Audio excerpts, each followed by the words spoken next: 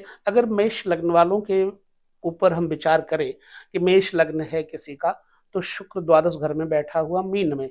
Mean में शुक्र परम उच्च के होते हैं, उच्च अवस्था में हो जाएंगे, क्योंकि कन्या में शुक्र नीच के होते हैं और मीन में ऊंच के हो जाते हैं। तो 12वें घर में अगर मीन के शुक्र बैठे, जरा ध्यान से देखिएगा।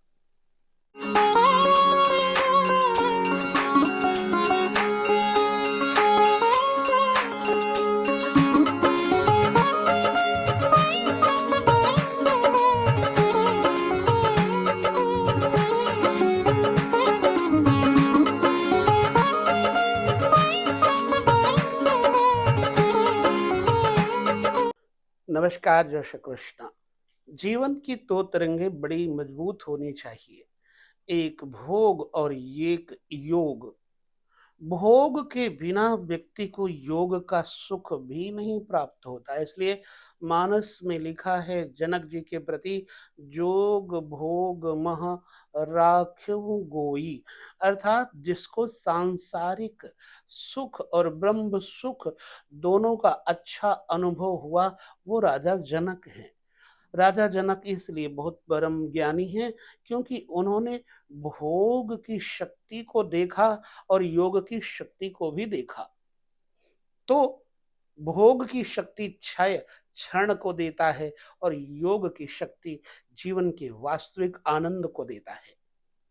कुंडली की बात कर रहे हैं हम, और कुंडली में शुक्र को भोग का कारक माना गया है। शुक्र वीर्य का कारक है, शुक्र ऐश्वर्य का, चमक का, दमक का कारक है। शुक्र जीवन में रस का कारक है। अगर स्त्री और पुरुष में आपसी प्रियता है तो शुक्र ही उसका कारक है। इसलिए शुक्र को विशेष रूप से तंत्र शक्तियों का भी स्वामी कहा गया है। जिस व्यक्ति के जीवन में शुक्र की प्रबलता है, वो तंत्र शक्तियों का भी स्वामी बन सकता है और योग शक्तियों का भी स्वामी बन सकता है। लेकिन एक बात तो निश्चित है कि जो जन्म लिया है उसका क्षय भी निश्चित है, यानी जो जन्मा है वो मरेगा भी। यदि आप शुक्र के माध्यम से अधिकतर भोग ही प्राप्त करना चाहते हैं, तो एक दिन निश्चित है कि आपका क्षरण होगा। अब जन्म कुंडली में एक भ्रांति या सच्चाई कहाँ तक है कि शुक्र 12वें घर में होने पर बहुत अच्छा सुख देता है, समृद्धि देता है। इसके बारे में हम थोड़ा सा जान लेते हैं। देखिए, अगर मेष लग्न वालों के ऊपर हम विचार करें कि मेष लग्न है किसी का, तो शुक्र द्वादश घर में बैठा हुआ मीन में। मीन में शुक्र परम उच्च के होते हैं, उच्च अवस्था में हो जाएंगे, क्योंकि कन्या में शुक्र नीच के होते हैं और मीन में ऊंच के हो जाते हैं। तो 12वें घर में अगर मीन के शुक्र बैठे, जरा ध्यान से देखिएगा। मेष लग्न है, 12वें घर में शुक्र बैठे हैं द्वितीयेश और सप्तमेश होकर के। 7वें घर के स्वामी भी शुक्र हैं, यानी पत्नी के घर के स्वामी भी शुक्र हैं। साथ ही साथ 7वां घर आपके व्यापार का भी है, साझा व्यापार जिसे कहते हैं। तथा दूसरा घर परिवार, कुटुंब और धन तथा जीवन साथी के आयु का भी भाव है। तो दोनों ही आयु के भाव माने गए 7वां और दूसरा। तो 7वां और दूसरा यहाँ के स्वामी होने के नाते शुक्र मारक भी बन जाएंगे, शुक्र मारक भी होंगे। अब क्या करेंगे? अगर आपके मेष लग्न में 12वें घर मीन के शुक्र बैठे हैं, तो आपकी आयु का क्षरण आपके शुक्र अर्थात वीर के क्षण के साथ ही होता जाएगा, जीवनी शक्ति का विनाश होगा। इसलिए मेष लग्न वालों का शुक्र यदि 12वें घर में बैठा है, तो निश्चित बात है कि शुक्र की दशा में भोग भोग भोग भोग के कारण जातक को शारीरिक आंतरिक बीमारियां हो करके जीवनी शक्ति का विनाश करेंगे। इसलिए बहुत ज्यादा खुश होने की जरूरत नहीं है 12वें घर में शुक्र बैठे हों तो। अब यहां पर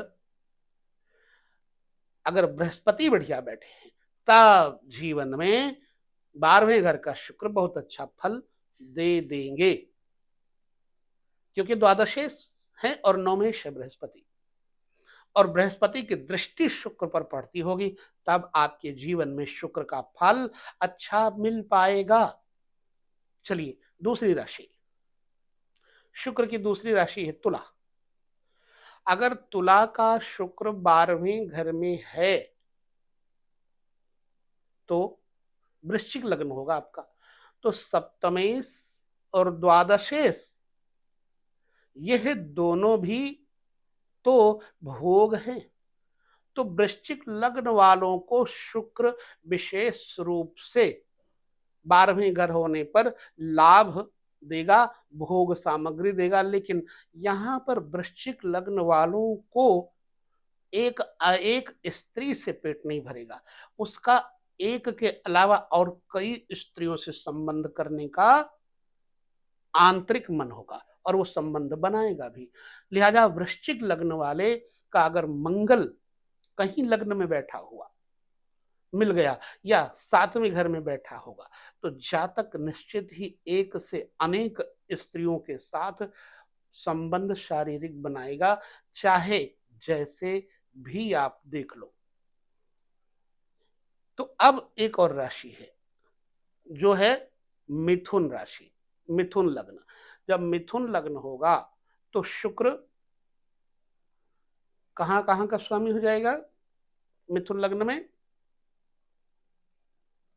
पंचमेश हो जाएगा और द्वादशेश हो जाएगा। तो मिथुन लग्न वालों का लग्न का स्वामी बुध के साथ शुक्र के मित्रता होने के नाते जातक को विशेष तौर से भोग सुख, प्रेम सुख यानी प्रेम विवाह सुख की प्राप्ति संभव है। लेकिन एक कमी यहां पर भी आएगी, वो है जातक में स्त्रियोचित हाव भाव का होना। अगर मिथुन लग्न वालों को देखा जाए शुक्र 12वें घर में तो उनके हाव भाव स्त्रियों की तरह होते हैं।